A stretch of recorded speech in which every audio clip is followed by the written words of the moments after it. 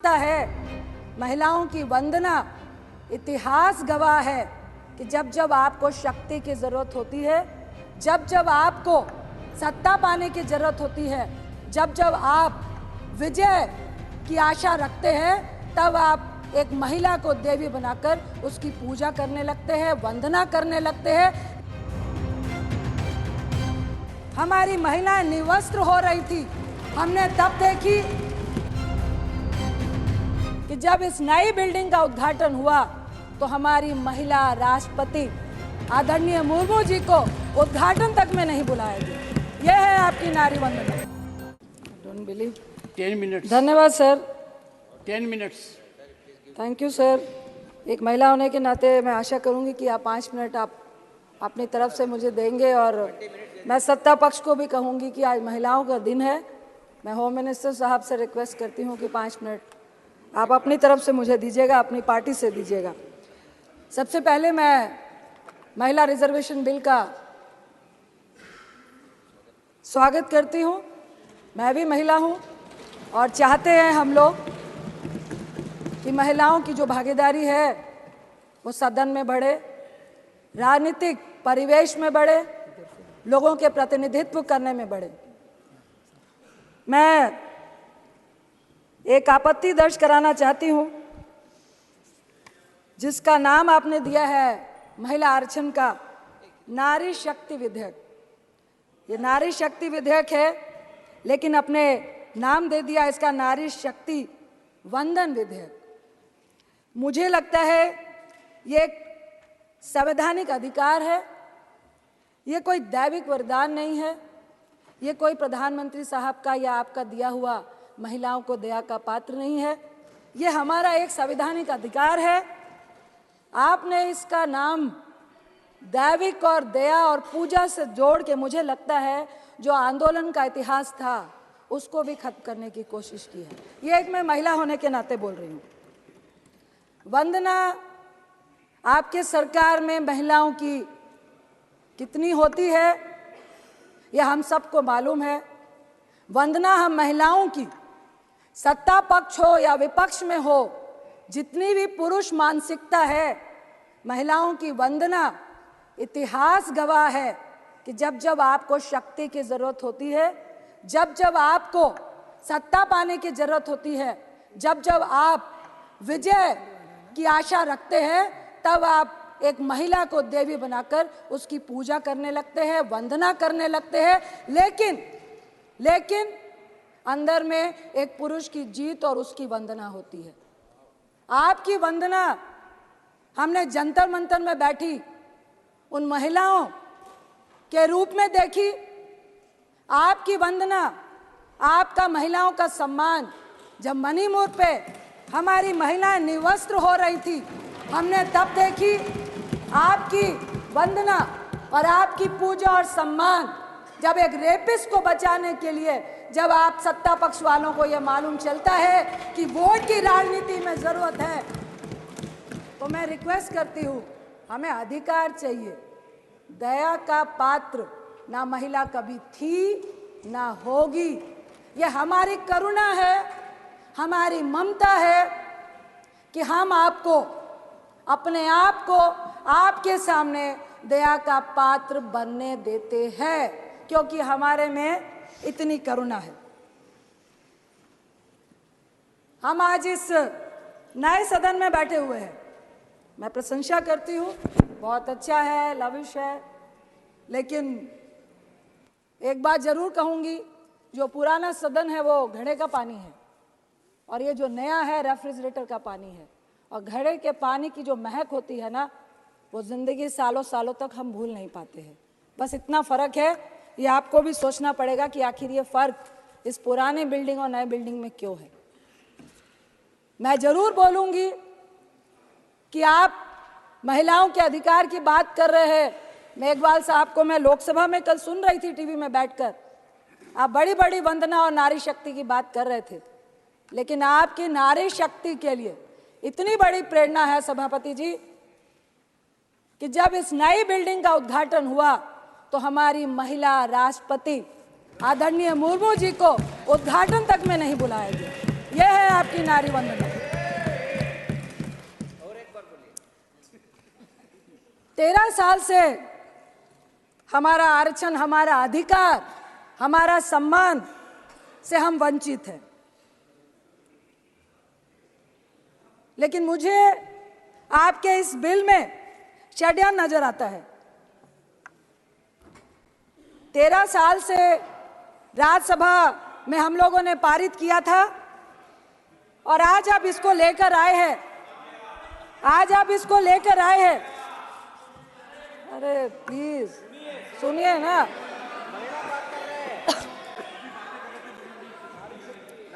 आज आप इसको लेकर आए हैं 9.5 साल के बाद। 2014 में आप सत्ता में आए, आपके मैनिफेस्टो में था महिला आरक्षण देना है। 9.5 साल क्यों लग गए? मेरा पहला सवाल आपसे यही है। दूसरा सवाल, महिला आरक्षण के लिए आपको स्पेशल सत्र बुलाने की जरूरत क्यों पड़ गई? प्रचार करना था। जो लाइमलाइट लेने की आदत आपको हमेशा से रही है, इसमें भी महिलाओं को भी आपने यूज किया है। तीसरा सवाल, आपने कहा जातीय जनगणना और परिसीमन का पेच जो आपने लगाया है, क्यों लगाया? मैं आपसे पूछती हूं, आपने इसका जवाब दे रहे थे कल कि अगर हम ये नहीं कहते तो आप पीआई लेकर सुप्रीम कोर्ट जाते। अरे आप तो वो लोग हैं जिन्होंने नोटबंदी लगाने से पहले किसी से चर्चा भी नहीं की और 155 लोग लाइनों में मार दिए, तो अभी ऐसी कौन सी बाधा है? आप वो लोग हैं जो किसान का कानून लाने से पहले किसी से नहीं पूछा, 750 किसान शहीद हो गए, लेकिन वो आपकी बाधा नहीं बनी। 1 साल तक लगातार वो सड़कों में बैठे रहे। मैं आपसे सवाल करती हूं कि फिर महिलाओं के रिजर्वेशन के अधिकार में, ये परिसीमन की, ये जनगणना की, सीट के रोटेशन की जो आपने बाधा लगाई है, क्या ये चुनावी एजेंडा है 2024 का, जिस पे आपको सिर्फ और सिर्फ झुंझुना दिखाना है? मैं आपसे आपकी नियत और अपने कांग्रेस की नियत के बारे में सफाई देना चाहती हूँ, उदाहरण देना चाहती हूँ। आप महिमा मंडल कर रहे हैं कि आप महिला रिजर्वेशन बिल लेकर आए, लेकिन मैं आपको उदाहरण देती हूँ कि 9 मार्च 2010 में जब यूपीए 2 राज्यसभा में जब ये बिल पारित हुआ था, यानी सत्ता में आने के 1 साल के बाद, यानी कि हमारी मंशा आने वाले लोकसभा में इसका प्रचार करना नहीं था। 10, 11, 12, 13, 14 में चुनाव था। हम सिर्फ और सिर्फ महिला को सशक्तिकरण करना चाहते थे। राजीव गांधी जी ने कहा था, मैं उनके एक इंटरव्यू के एक संक्षिप्त शब्दों को याद करना चाहती हूं कि महिलाओं के मामले में जो हिंदुस्तानी पुरुष है वो डबल स्टैंडर्ड का है। एक तरफ तो वो ऊंचे सिंहासन में महिला को बैठाता है, लेकिन दूसरी तरफ जब उसको सम्मान और समानता का अधिकार देने की बारी आती है, तब वो अपना पल्ला खींच लेता है, जैसा कि आपने हमारी राष्ट्रपति जी के साथ किया, वो भी ट्राइबल। मैं आपसे सिर्फ इतना कहना चाहती हूं कि देखिए, हम चाहते हैं कि जातीय जनगणना, परिसीमन, रोटेशन को दरकिनार करके आप महिला को आरक्षण क्यों नहीं देना चाहते हैं? इसका मतलब है आप पुरुष के हिस्से में से महिलाओं को हिस्सा नहीं देना चाहते हैं। आप परिसीमन करेंगे, सीटें बढ़ाएंगे, उसके बाद आप महिलाओं को एक अलग से हिस्सा देंगे। आखिर क्यों नहीं आज के हिस्से में आप महिलाओं को हिस्सा देना चाहते हैं? मैं आपसे इतना ही कहूंगी कि हमारा जो महिलाओं को मजबूत करने का जो महिला का बिल था, वो यूपीए 2 में जो राज्यसभा में पास हुआ, हम चाहते हैं कि ये जो आपने नारी शक्ति का वंदन विधेयक का नाम दिया है, इसको समानता का अधिकार दे, हमें वंदना और पूजा नहीं करें। इसके साथ मैं आपसे जरूर कहूंगी कि हम चाहते हैं कि ये बिल पास हो, SC ST के साथ OBC महिलाओं को भी अधिकार मिले, क्योंकि हमारी और आपकी जैसी महिलाएं संघर्ष करके आई हैं, कल भी आ जाएंगी, हमें भी संघर्ष करना पड़ता है। लेकिन इस राजनीति के फील्ड में, इस मैदान में एक अकेली महिला अगर वो समाज के लिए अच्छा भी करती है, लेकिन इस राजनीति के दलदल में उसका अकेले कूदना, संघर्ष करना आज भी बहुत जटिल है। क्योंकि अगर महिला मजबूत है, आपके साथ कंधे से कंधा मिलाकर चलना चाहती है, अपनी राय रखना चाहती है, वो जो पुरुष मानसिकता है उसको गवारा नहीं है।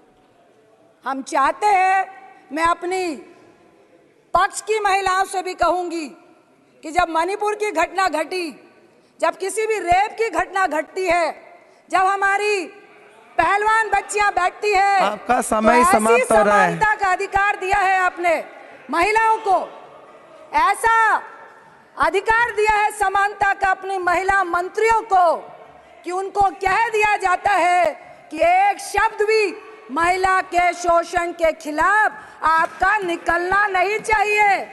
ऐसी समानता और ऐसी दैवीय शक्ति हमें आपकी नहीं चाहिए, हमें अपना अधिकार चाहिए। इसके साथ ही मैं एक कविता का अंश पढ़ के अपनी बात को खत्म करना चाहूंगी।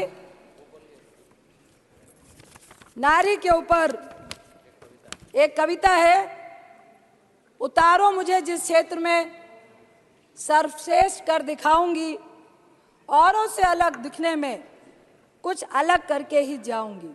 चाह नहीं है एक अलग नाम की, इसी को महान बनाऊंगी। नारी हूं मैं इस युग की, नारी की अलग पहचान बनाऊंगी। जो सदियों से देखा तुमने लिपटी साड़ी में कोमल तन को, घर घर में रहती थी वो पर जान न सके थे उसके मन को। झुकी हुई सी नजरें थी, वाणी मध्यम मधुर सी थी, फिर भी तानों की आवाज प्रबल थी। हिम्मत ना थी उफ करने की, अब बदल गई है ये पहचान। अब बदल गई है ये पहचान, नारी की ना साड़ी परिभाषा, वाणी अभी भी मध्यम मधुर सी, पर कुछ कर गुजरने की है प्रबल सी आशा। चाहे जो भी मैं बन जाऊं, गर्व से नारी ही कहलाऊं। मुझे गर्व है कि आज सभापति की चेयर में हमारी ओलंपियन PT उषा जी बैठी हैं। मेरा बचपन का सपना था, जब मैं पूजा में जाती थी और गॉड से विश करती थी, मुझे राजनीतिक व्यक्ति नहीं बनना था कि मुझे PT उषा जी की तरह गोल्ड मेडल लेना है।